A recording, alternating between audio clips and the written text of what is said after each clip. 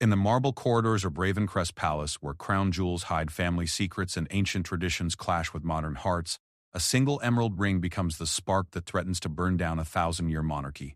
When grief meets greed and love battles duty, even royalty cannot escape the price of betrayal. The autumn rain drummed against the tall windows of Ravencrest Palace as Prince Alexander stood in his late mother's private study, his hands trembling as he held the letter that would change everything.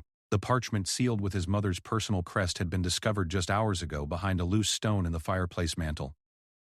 His mother, Queen Isabella, had been gone for 3 years now, but her words from beyond the grave cut through him like a blade. "My dearest Alexander," the letter began in her elegant script, "if you are reading this, then the truth I feared to speak in life must finally come to light. The celestial ring, our family's most precious heirloom, was never meant for Lady Evangeline. It was your father's promise to me that it would pass to your chosen bride, as it has for 7 generations. But I fear your stepmother's influence grows stronger each day, and she covets what was never meant to be hers." Alexander's jaw tightened as he read on.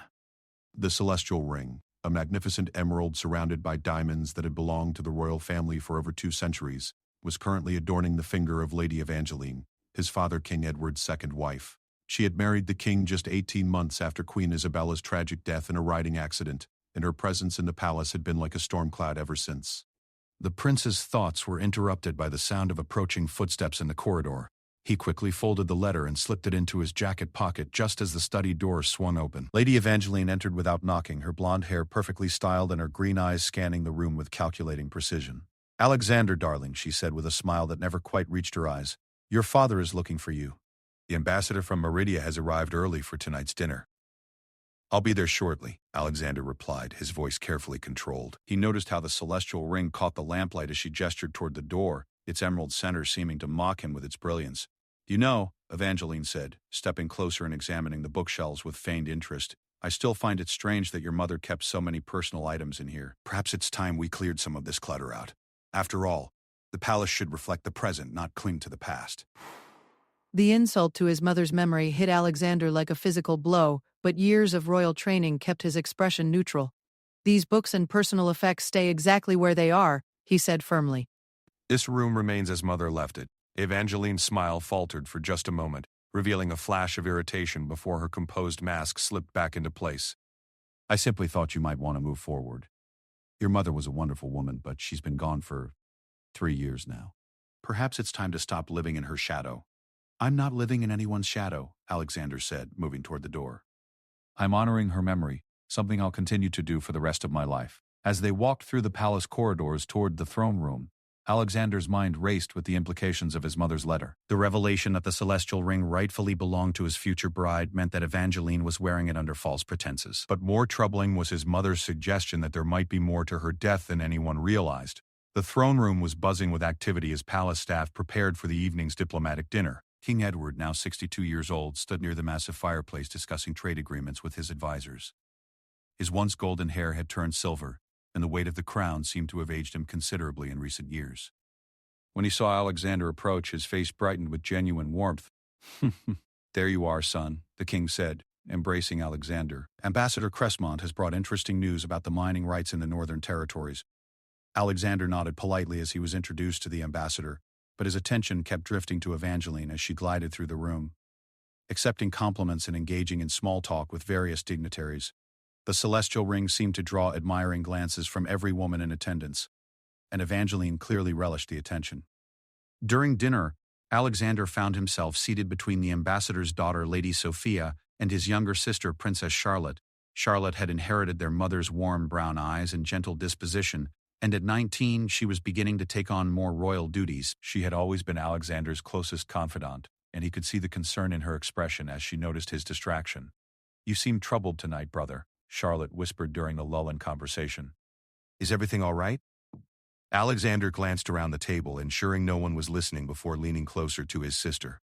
"I need to speak with you privately after dinner." "It's about mother." Charlotte's eyes widened, but she nodded discreetly.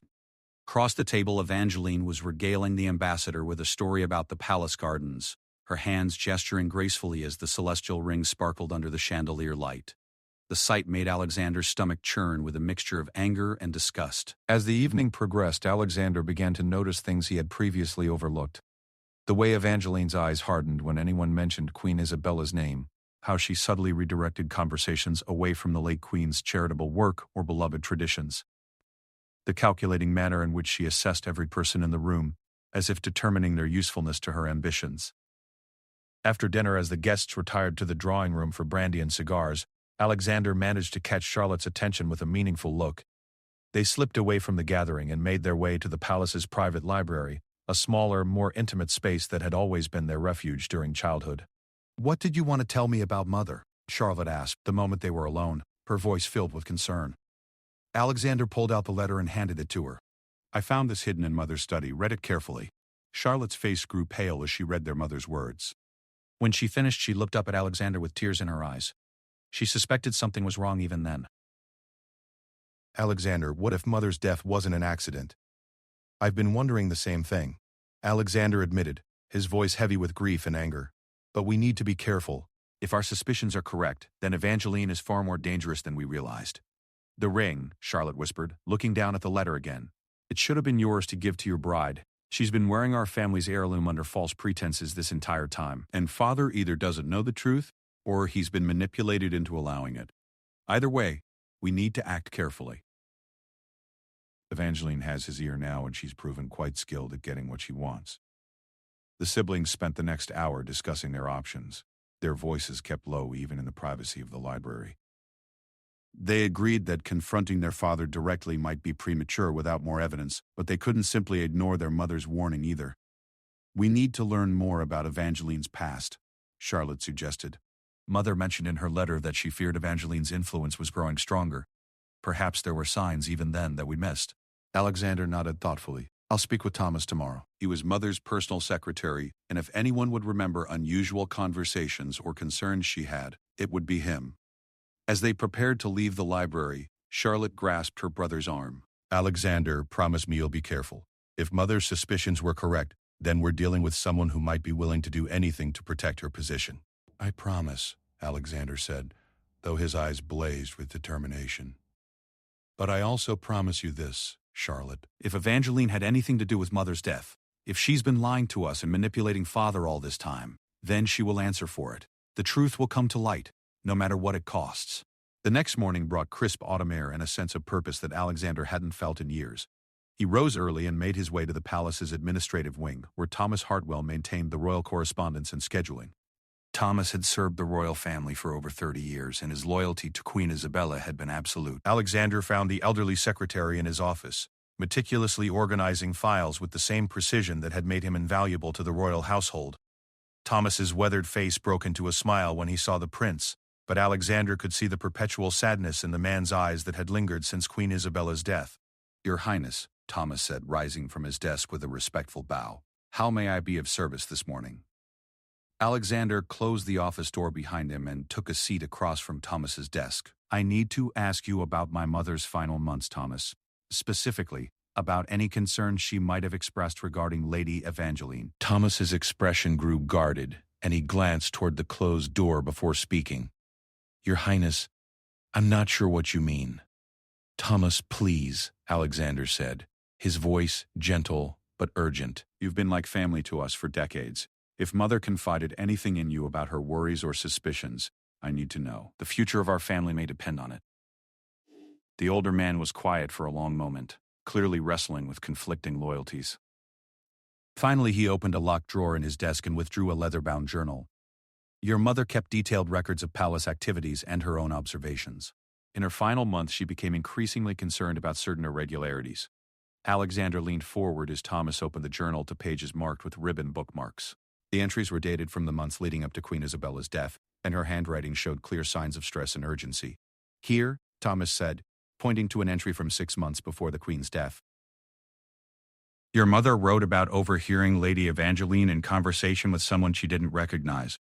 The conversation concerned removing obstacles and securing the future. Your mother was disturbed enough to ask me to begin keeping more detailed records of the lady's visitors and activities." Alexander felt his blood run cold as he read his mother's careful observations. Entry after entry documented strange meetings, hushed conversations, and Evangeline's increasing boldness in suggesting changes to palace protocols and traditions. Did Mother ever confront Father about these concerns? Alexander asked. Thomas shook his head sadly. She tried, Your Highness, but by then Lady Evangeline had already begun her campaign to position herself as the king's confidant. Your father was lonely after so many years of your mother's declining health. Lady Evangeline was skilled at providing comfort while simultaneously undermining your mother's credibility. The secretary turned to another marked page, this one from just 2 weeks before the Queen's death. This entry troubled me most of all, he said quietly. Your mother wrote that she intended to take action to protect the family's interests, particularly regarding the celestial ring and other family heirlooms. She had discovered that Lady Evangeline had been making inquiries about the legal procedures for transferring royal property. Alexander's hands shook as he read his mother's final observations about Evangeline's true character. The woman his father had married was not the grieving widow seeking comfort that she had pretended to be. She was something far more calculating and dangerous. Thomas, Alexander said slowly, I need you to help me gather more evidence. If our suspicions are correct, then we need to be absolutely certain before we act. Can you discreetly investigate Lady Evangeline's background, her life before she came to court? The secretary nodded grimly. I've already begun that process, Your Highness. Your mother asked me to start such an investigation shortly before her death, but when the accident occurred, He paused, his voice breaking slightly. I was too consumed with grief to continue, but I still have my notes and contacts. As Alexander left Thomas's office, his mind was churning with plans and possibilities. The evidence was beginning to paint a picture of betrayal and manipulation that went far deeper than he had initially suspected. But he knew that accusations against the king's wife would require absolute proof, and gathering that proof would be dangerous. That afternoon, Alexander found himself walking through the palace gardens, where his mother had spent so many happy hours. The rose garden she had loved was now dormant for winter, but he could still remember her gentle hands tending the flowers and her laugh echoing through the pathways. He was lost in these memories when he heard footsteps behind him. Turning, he saw Evangeline approaching, wrapped in a luxurious fur coat that emphasized her ethereal beauty. The celestial ring glinted on her finger as she pulled her coat closer against the autumn chill. You seem to spend a great deal of time in melancholy reflection lately, Alexander, she said, her voice carrying a note of concern that felt entirely artificial. Perhaps it would be healthier to focus on the future rather than dwelling on the past. I find that understanding the past helps me navigate the future more successfully. Alexander replied, keeping his voice neutral despite the anger burning in his chest. Evangeline smiled, but there was something predatory in her expression. Wise words. Though, sometimes the past holds secrets that are better left buried, don't you think? The comment felt like a warning, and Alexander realized that his investigation might not be as discreet as he had hoped. I believe that truth always has value, regardless of how uncomfortable it might be. Truth is often a matter of perspective, Evangeline said, stepping closer. And perspectives can be shaped by those with the wisdom and influence to guide them properly. Alexander met her gaze steadily, recognizing the subtle threat in her words. My perspective has been shaped by love, loyalty, and honor, Lady Evangeline. Those are foundations that cannot be moved by manipulation or deceit. For just a moment, Evangeline's mask slipped completely, and Alexander saw the cold calculation in her eyes. Then, just as quickly, her charming smile returned. Of course, dear, I would expect nothing less from Isabella's son. She raised you well. As she walked away, Alexander felt a chill that had nothing to do with the autumn air. The battle lines were being drawn, and Evangeline had just made it clear that she was aware of his suspicions. The game they were playing had suddenly become far more dangerous, and Alexander knew that his next moves would determine not only the truth about his mother's death, but the future of the entire royal family. The stakes had been raised, and there would be no turning back now. The morning light filtered through the ancient stained glass windows of Ravencrest Palace as Alexander prepared for what could be the most crucial day of his life. 3 weeks had passed since his confrontation with Evangeline in the garden, and the investigation he and Thomas had been conducting in secret had yielded disturbing results. The woman who had charmed her way into his father's heart and bed carried secrets that ran darker than any of them had imagined. Alexander adjusted his formal jacket as he reviewed the documents Thomas had compiled. Lady Evangeline's past was a carefully constructed web of half-truths and fabricated identities. The woman claiming to be a widow from the noble House of Ashford was actually Evelyn Blackwood, daughter of a disgraced merchant who had fled the country after being accused of fraud. More shocking still, this was not her first attempt at infiltrating nobility through marriage. Two previous husbands, both wealthy and both significantly older, had died under mysterious circumstances, leaving her their entire fortunes. The evidence was circumstantial but damning. Each death had been attributed to natural causes or accidents, but the pattern was too convenient to ignore. Alexander's hands trembled slightly as he thought about his mother's riding accident. How the horse had been found later with signs of having been deliberately spooked.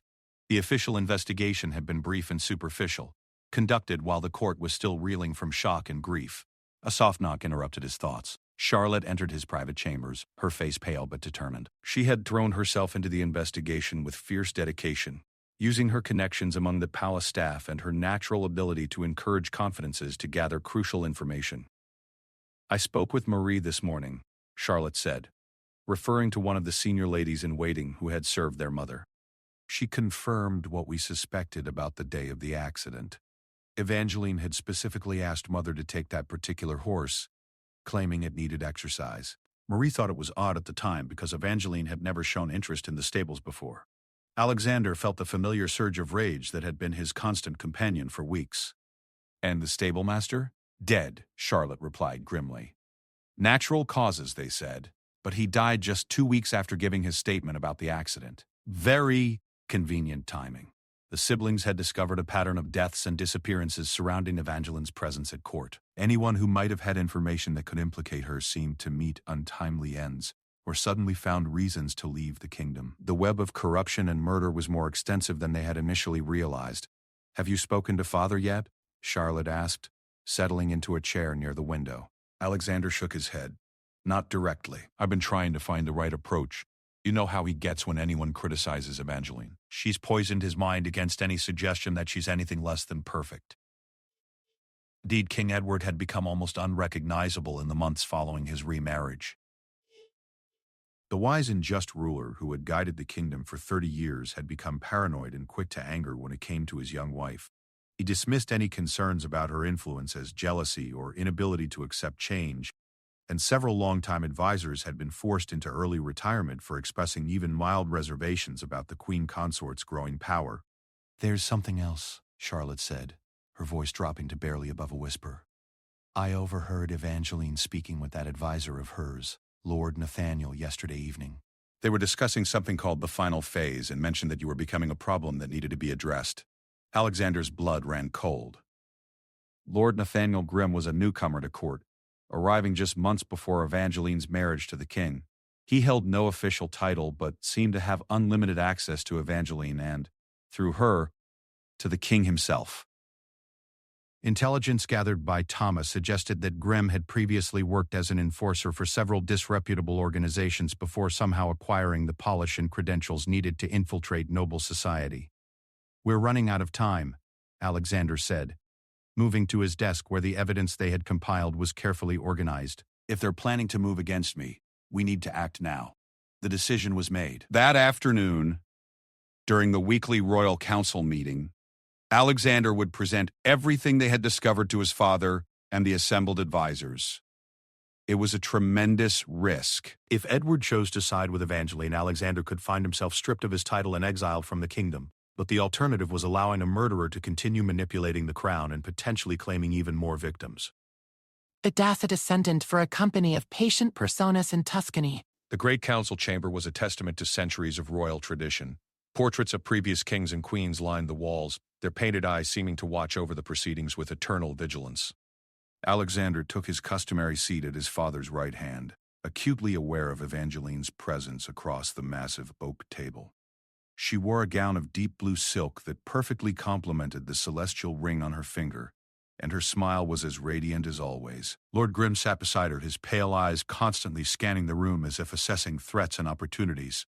His presence at council meetings was another of Evangeline's innovations, justified by her claims that his expertise in trade and foreign relations was invaluable to the kingdom's prosperity. King Edward called the meeting to order, his voice carrying the authority of 3 decades on the throne. The first items of business were routine matters of governance, tax assessments, and diplomatic correspondence. Alexander participated mechanically, his mind focused on the moment when he would have to shatter his father's world with the truth about the woman he loved. As the meeting progressed, Alexander noticed how Evangeline subtly influenced the proceedings. "They forget," A gentle touch on the king's arm when she disagreed with a proposal, a meaningful glance to redirect his attention, whispered comments that somehow always aligned with her interests. She was like a puppet master, pulling strings so skillfully that the manipulation was nearly invisible. When they reached new business, Alexander took a deep breath and stood. Your Majesty, honored counselors, I have a matter of utmost importance to bring before this assembly. The king looked up with mild interest, but Alexander could see Evangeline's posture stiffen slightly. Lord Grimm's pale eyes fixed on him with predatory intensity. I have recently come into possession of information that concerns the safety and security of the royal family. Alexander continued, his voice steady despite the hammering of his heart. With the council's permission, I would like to present evidence of crimes committed against the crown. A murmur ran through the assembled advisors. This was highly irregular. King Edward frowned, clearly displeased with the dramatic interruption to what should have been a routine meeting. Alexander, surely any concerns you have could be addressed through proper channels rather than— I'm afraid not, Father, Alexander interrupted. A breach of protocol that caused several counselors to gasp audibly. The evidence I have suggests that our family has been targeted by individuals who have already committed murder and are planning additional crimes. Evangeline's face remained perfectly composed, but Alexander caught the brief flash of fury in her eyes. Your Highness, she said, her voice filled with concern, you seem very distressed. Perhaps you should rest before making such serious accusations. I assure you, Lady Evangeline, I am completely in control of my faculties, Alexander replied, allowing a hint of steel to enter his voice. In fact, the evidence I'm about to present concerns you directly. The temperature in the room seemed to drop several degrees. King Edward's face was darkening with anger, but Alexander pressed forward before his father could stop him. Thomas, would you please bring in the documents? The loyal secretary entered the chamber carrying a leather portfolio filled with the evidence they had so carefully compiled. Maps showing the locations of suspicious deaths, copies of financial records revealing Evangeline's true identity, witness statements from servants who had observed her suspicious behavior, and most damning of all, the letter from Queen Isabella expressing her fears about the woman who was now wearing her ring. Alexander began methodically presenting each piece of evidence, his voice remaining calm and professional even as the accusations grew more serious. He detailed Evangeline's false identity, her history of marrying and murdering wealthy men, and the suspicious circumstances surrounding Queen Isabella's death. As he spoke, he watched his father's face cycle through disbelief, confusion, and finally rage. But to Alexander's growing alarm, the anger seemed to be directed at him rather than at the evidence of Evangeline's crimes. Enough, King Edward shouted, slamming his hand on the table with such force that several water glasses overturned. I will not sit here and listen to these vile accusations against my wife. This is nothing more than jealousy and resentment dressed up as investigation. Evangeline placed a comforting hand on the king's arm, her eyes glistening with unshed tears. My darling, I understand that Alexander is struggling to accept our marriage. Perhaps if we approach this with more patience and understanding. No, the king said firmly, his eyes blazing as he stared at his son. This ends now. Alexander, I am appalled by your behavior. To suggest that the woman I love is a murderer, to dishonor your mother's memory by implying her death was anything other than a tragic accident. This is the book it's about history. This is the book it's about history. This is the book it's about history. This is the book it's about history. This is the book it's about history. This is the book it's about history. This is the book it's about history. This is the book it's about history. This is the book it's about history. This is the book it's about history. This is the book it's about history. The man who had raised him, who had taught him about honor and justice, was completely blind to the evil sitting beside him. Father, please. Alexander tried one more time. Look at the evidence with an open mind. The pattern of deaths, the false identity, the financial records, fabricated lies. King Edward roared, rising from his chair. I don't know what has poisoned your mind against Evangeline, but I will not tolerate this conspiracy against my queen. Guards! Royal guards entered the chamber immediately, their hands moving to their sword hilts as they awaited orders. Alexander felt the world tilting around him as he realized how completely he had underestimated Evangeline's hold over his father. Father, I am your son, Alexander said desperately. I am your heir. Everything I have done has been to protect our family and our kingdom. Please, just look at what we've discovered. You are no son of mine if you can stand there and slander the woman who brought light back into my life after your mother's death. King Edward said, his voice filled with pain and betrayal. Your jealousy and inability to move forward have made you into something I no longer recognize. Evangeline stood gracefully, moving to the king's side with perfect timing. "My love, please don't let this destroy your relationship with Alexander. I'm sure this is all a misunderstanding that can be resolved with time and patience." Her performance was flawless, the grieving stepmother trying to preserve family unity, even in the face of false accusations. Several of the counselors were nodding sympathetically, completely taken in by her display of noble suffering. Lord Grimm spoke for the first time since the confrontation began, his voice smooth and cultured. "Your Majesty, perhaps Prince Alexander would benefit from some time away from court to reflect on these accusations and consider the pain he's causing his family." Alexander realized with growing horror that this had all been anticipated. Evangeline and Grimm had prepared for the possibility that he would uncover the truth, and they had maneuvered his father into a position where any evidence against them would be dismissed as the fabrications of a jealous and unstable heir. "An excellent suggestion," King Edward said, his voice cold and final. "Alexander, you are hereby stripped of your royal duties and banished from court until such time as you can offer a sincere apology to your stepmother and demonstrate that you have overcome whatever madness has taken hold of you." The words hit Alexander like physical blows. Around the council table he could see the faces of men who had known him since childhood. Some sympathetic but powerless, others convinced by Evangeline's masterful manipulation. "Guards, escort Prince Alexander to his chambers so he can prepare for his departure," the king commanded. "He has 1 hour to gather his personal belongings before he must leave the palace grounds." As the guards moved toward him, Alexander made one final desperate attempt to reach his father. "The ring, father. Look at Mother's letter about the celestial ring. She never intended for it to pass to anyone but my future bride." But King Edward had already turned away, and Evangeline was whispering comforting words in his ear, while the ancient emerald ring caught the light from the chamber's windows. In his room, Alexander quickly packed the most essential items, while Charlotte sat on his bed, tears streaming down her face. The evidence they had so carefully gathered was now worthless, dismissed by a man too blinded by love and manipulation to see the truth. "What do I do now?" Alexander asked, his voice hollow with defeat. "How do I protect you and father when he won't even listen to reason?" Charlotte stood and embraced her brother, her voice fierce despite her tears. "You don't give up. You find another way.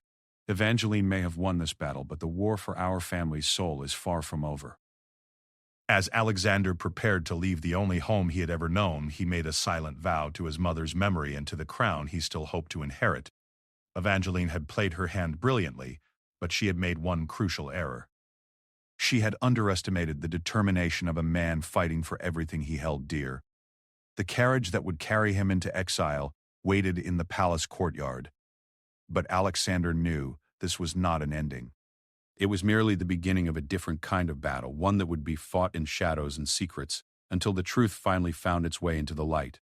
Behind him, the windows of Ravencrest Palace glowed in the setting sun, and somewhere within those walls, a murderer wearing his mother's ring was already planning her next move in a game that would determine the fate of the kingdom itself.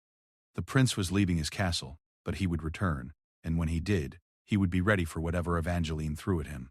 The real battle for the soul of the monarchy was just beginning, and Alexander intended to win it no matter what the cost. The winter wind howled through the stone corridors of Greymont Keep, the ancient fortress that had become Alexander's refuge during his 6 months of exile. The remote castle, once a strategic stronghold on the kingdom's northern border, now served as his base of operations for what had become an elaborate campaign to expose Evangeline's true nature and reclaim his rightful place in the succession. Alexander stood before a massive table covered with maps, documents, and correspondence from allies throughout the kingdom. His beard had grown long during his exile, and his once pristine royal attire had been replaced by the practical clothing of a man who had learned to fight battles with information rather than swords. Beside him stood Marcus Thornfield, a former palace guard who had been dismissed for asking too many questions about Queen Isabella's death, and Lady Petra Blackstone, a sharp-minded noblewoman whose own family had fallen victim to one of Evangeline's financial schemes years earlier. The room was filled with others who had suffered under Evangeline's manipulations, merchants who had been ruined by fraudulent contracts, servants who had been silenced with threats or bribes, and nobles who had watched helplessly as their traditional influence was undermined by the queen consort's growing power. Together they had formed an unlikely alliance united by their determination to see justice done. "The reports from the capital grow more disturbing each week," Lady Petra announced, entering the chamber with a leather satchel full of fresh intelligence. "Evangeline has convinced the king to replace 3 more senior advisors with her own supporters. The treasury is being drained to fund her lavish court entertainments, and foreign ambassadors are beginning to question the stability of our government. Alexander studied the latest financial reports with growing alarm. In the months since his exile, Evangeline had accelerated her plans to consolidate power. She had systematically removed anyone who might oppose her while surrounding the king with flatterers and opportunists who owed their positions entirely to her favor. "What news of my sister?" Alexander asked, his voice heavy with concern. Charlotte had remained at court, ostensibly to maintain some connection between Alexander and his father, but her position was becoming increasingly precarious. Marcus unfolded a letter bearing Charlotte's private seal. She writes that the king's health is declining rapidly. He's become increasingly paranoid and isolated, trusting no one except Evangeline and her inner circle. Princess Charlotte believes he's being slowly poisoned, though she has no way to prove it. The revelation struck Alexander like a physical blow. The systematic poisoning of the king would be the logical next step in Evangeline's plan. With King Edward dead and Alexander discredited and in exile, she would be perfectly positioned to serve as regent for any heir she might produce, effectively ruling the kingdom in all but name. "We need to accelerate our timeline," Alexander said, his voice filled with grim determination.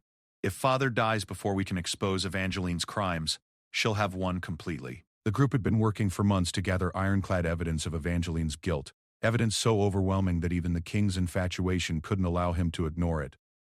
They had tracked down witnesses to her previous crimes, located financial records proving her fraudulent activities, and most crucially discovered the location of Dr. Marcus Reed, the physician who had been paid to falsify death certificates for Evangeline's previous husbands. Dr. Forspell Reed had fled the kingdom shortly after Queen Isabella's death, but Alexander's network had finally located him in a remote monastery where he had sought sanctuary from his guilt. The doctor's confession, if they could obtain it, would be the final piece needed to destroy Evangeline's carefully constructed facade. "I'll leave for the monastery tonight," Alexander announced. "Marcus, you and Lady Petra continue coordinating with our allies in the capital. When I return with Dr. Reed's confession, we'll need to move quickly." As Alexander prepared for the journey that would either vindicate him or destroy his last hope of saving his father, a commotion in the courtyard drew his attention to the window. A lone rider was approaching through the snow, pushing her horse at a dangerous pace despite the treacherous conditions. It was Charlotte, her face pale with exhaustion and terror as she dismounted and ran toward the keep's entrance. Alexander met her in the great hall, catching her as she nearly collapsed from the combination of physical exhaustion and emotional strain. "Alexander, thank God," she gasped, clutching at his arms. "It's father. Evangeline has convinced him to sign a new succession decree. You're to be officially disinherited, and she's carrying what she claims is the king's heir." The news hit the assembled group like a thunderclap.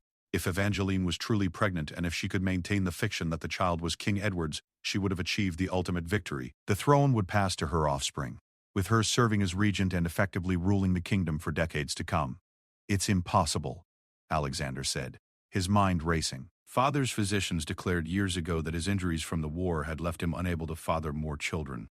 Charlotte nodded grimly. "I know, but Evangeline has produced documents supposedly signed by new physicians contradicting that diagnosis, and she's already showing enough to make the pregnancy appear legitimate." Lady Petra stepped forward, her expression thoughtful. "If she's showing but the king can't father children, then the real father must be someone else. Someone close enough to the situation to maintain the deception." The implication hung heavy in the air. Lord Grimm, Evangeline's mysterious advisor, was the obvious candidate. The pale, calculating man had been at her side since before her marriage to the king, and his influence over court proceedings had grown steadily stronger. "We have to move now," Alexander decided, his voice filled with urgent determination. "Charlotte, how long do we have before the succession decree becomes official?" "There will be a grand ceremony where father formally announces the new heir and disinherits you publicly. After that, even if we expose Evangeline's crimes, the legal complications could take years to resolve." The room erupted in urgent discussion as the group tried to formulate a plan that could work within such a compressed time frame. They needed to expose Evangeline's true identity, prove her guilt in multiple murders, reveal the deception regarding her pregnancy, and do it all in a way that would convince a king who had been systematically manipulated and possibly poisoned for months. "Dr. Reed will never reach the capital in time," Marcus pointed out. "Even if we could convince him to testify, the journey would take at least a week in these conditions." Alexander was quiet for a long moment, his mind working through possibilities and complications. Finally, he turned to Charlotte with a look of grim resolve. "This is the book. It's about history. This is the book. It's about history. We force Evangeline's hand and make her reveal herself. The plan they formulated was desperate and dangerous, but it offered their only hope of success within the time constraints they faced. Alexander would return to the capital in secret, using the network of allies they had cultivated to infiltrate the palace during the succession ceremony. At the crucial moment, he would confront Evangeline publicly, forcing her to respond to accusations she couldn't prepare for in advance. The risk was enormous. If the plan failed, Alexander would likely be arrested or killed, and Evangeline's victory would be complete. But the alternative was watching helplessly as she claimed the throne through fraud and murder. 2 days later, Alexander stood in the shadows of Ravencrest Palace's great ballroom, disguised as one of the many servants preparing for the succession ceremony. The room was being decorated with unprecedented grandeur, as if Evangeline wanted to ensure that her moment of triumph would be remembered for generations. Through his network of allies among the staff, Alexander had learned the details of Evangeline's plans. She intended to use the ceremony not just to announce the succession change, but to reveal her pregnancy and formally claim her position as the future Queen Mother. The political theater would be designed to make any future challenges to her authority appear treasonous. As the appointed hour approached, the ballroom filled with nobles, foreign dignitaries, and court officials. King Edward entered wearing the crown of state, but Alexander was shocked by his father's appearance. The once strong monarch looked frail and confused, his movements slow and uncertain. The evidence of systematic poisoning was written in every line of his face. Evangeline followed, resplendent in a gown that perfectly showcased her pregnancy, while the celestial ring blazed on her finger. She moved through the crowd like a queen already, accepting congratulations and admiring glances with perfect grace. Charlotte stood with the other members of the royal family, her face carefully composed despite the turmoil Alexander knew she felt inside. When their eyes met briefly across the crowded room, she gave an almost imperceptible nod, confirming that their allies were in position. King Edward took his place on the throne and called for silence. His voice, once strong and commanding, now carried a tremor that spoke to his deteriorating condition. "My loyal subjects," he began, reading from a prepared statement that Alexander suspected had been written by Evangeline herself. "I have called you here today to announce a decision that will secure the future of our kingdom." Evangeline stepped forward supportively, her hand resting protectively on her swelling belly. "Due to recent events that have called into question the loyalty and stability of my eldest son, I hereby formally disinherit Prince Alexander and name my unborn child as my successor. My beloved wife carries the next ruler of our kingdom, and she will serve as regent should anything happen to me before the child reaches majority." A murmur ran through the assembled crowd, some surprised by the formal announcement, others already aware of the political currents that had led to this moment. Alexander felt his heart breaking as he watched his father surrender the crown to a murderer, but he forced himself to remain patient until the perfect moment to act. Evangeline stepped forward to address the assembly, her voice carrying clearly through the vast room. "I am honored by His Majesty's trust and confidence. The child I carry represents a new beginning for our kingdom, a bridge between the glorious past and a prosperous future." It was then that Alexander made his move, stepping out of the shadows and walking boldly toward the throne. Gasps echoed through the ballroom as the assembled nobles recognized the disgraced prince, and palace guards immediately moved to intercept him. "Stop," Alexander commanded, his voice carrying the authority of his royal birth. "I claim the right of formal challenge under the ancient laws of succession." The invocation of the old law brought the guards to a halt. The right of formal challenge was an ancient tradition that allowed any member of the royal family to contest succession decisions by presenting evidence of fraud or deception. It hadn't been used in over 2 centuries, but it remained part of the kingdom's legal foundation. King Edward stared at his son in shock and growing anger. "You dare show your face here after the disgrace you've brought upon our family?" "I dare speak the truth, father," Alexander replied, his voice carrying to every corner of the silent ballroom. "I dare expose the lies and manipulation that have poisoned your mind and threatened our kingdom." Evangeline's face remained perfectly composed, but Alexander could see the calculation in her eyes as she assessed this unexpected development. "Your Majesty," she said softly, "surely we don't need to subject ourselves to more of Alexander's delusions and jealousy. Under the law of formal challenge, I have the right to present evidence to this assembly." Alexander continued, pulling out documents that his allies had smuggled into the palace. "Evidence of murder, fraud, and treason committed by the woman you call your wife." The ballroom erupted in shocked whispers and urgent conversations. This was political theater of the highest order, and everyone present understood that they were witnessing a moment that would be remembered in history books. Alexander began his presentation systematically, revealing each piece of evidence his network had gathered. Evangeline's false identity, her history of murdering wealthy husbands, the suspicious circumstances surrounding Queen Isabella's death, and most damning of all, the financial records proving that she had been systematically draining the royal treasury. As he spoke, Alexander watched his father's face carefully. The initial anger was giving way to confusion and then to a growing recognition of the truth that had been hidden from him for so long. "These are lies," Evangeline declared, her composure finally beginning to crack. Fabrications created by a jealous man who cannot accept his father's happiness. But Alexander wasn't finished. He turned to address Lord Grimm directly, the pale man who had remained silent throughout the proceedings. "Tell them about Dr. Doone." "Read," Alexander said, his voice cutting through Evangeline's protests. "Tell them about the physician you paid to falsify death certificates, and who has now provided a full confession of his crimes. It was a bluff. A desperate gamble based on the assumption that Grimm wouldn't know that Dr. Reed was still beyond their reach. But the gamble paid off spectacularly. Grimm's carefully composed mask slipped, and for just a moment, naked panic flashed across his features. Evangeline saw her associate's reaction and realized that their carefully constructed deception was crumbling. In that moment of crisis, her true nature finally emerged for all to see. "You fools," she snarled, her refined accent disappearing to reveal the harsh tones of her true background. "You think your precious kingdom means anything? I've taken everything from you, and there's nothing you can do to stop me." The transformation was stunning. The gentle, grieving widow disappeared completely, replaced by a woman whose eyes blazed with hatred and ambition. The court recoiled in shock as they saw the real Evangeline for the first time. "I killed Isabella," she continued, her voice filled with vicious satisfaction.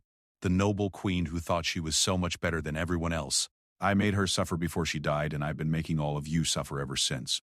King Edward staggered backward as if he had been physically struck. The woman he had loved and trusted was revealing herself to be the murderer of his first wife, the mother of his children. And this child, Evangeline laughed, her hand moving to her belly, belongs to Nathaniel, of course. "Did you really think a broken old man like you could father an heir?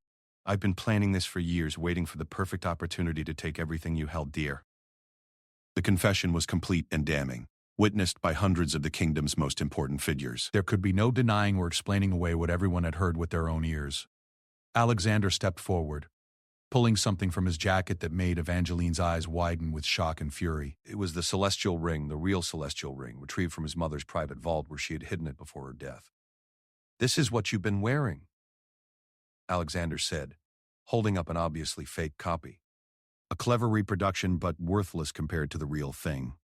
My mother suspected your true nature and took steps to protect our family's heritage, even in death." Evangeline looked down at her hand in disbelief, realizing that the symbol of her triumph had been nothing more than an elaborate costume jewelry all along. The palace guards were already moving to arrest Evangeline and Grimm when the woman who had nearly destroyed the kingdom made one final desperate attempt to salvage her position. She pulled a concealed dagger from her gown and lunged toward King Edward, intent on ensuring that if she couldn't rule, no one would. But Alexander was ready. He intercepted her attack, and in the struggle that followed, Evangeline's own weapon turned against her. She collapsed to the marble floor of the ballroom, her schemes and murders finally brought to an end by the same violence she had used against so many others. As the immediate crisis passed and the palace guards secured Lord Grimm, Alexander knelt beside his father, who was slowly beginning to recover from the shock of discovering the truth about the woman he had trusted completely. "I'm sorry, Father," Alexander said quietly. "I'm sorry I couldn't convince you sooner, and I'm sorry you had to learn the truth this way." King Edward looked at his son with eyes full of pain and regret. "I failed you," he whispered. "I failed your mother's memory, and I nearly destroyed everything we built. Can you ever forgive me?" Alexander helped his father to his feet, the real celestial ring gleaming in his hand as the future of the kingdom began to take shape once again. "There's nothing to forgive," he said. "You were deceived by someone who was very skilled at deception. What matters now is that we rebuild and honor the memory of those we've lost."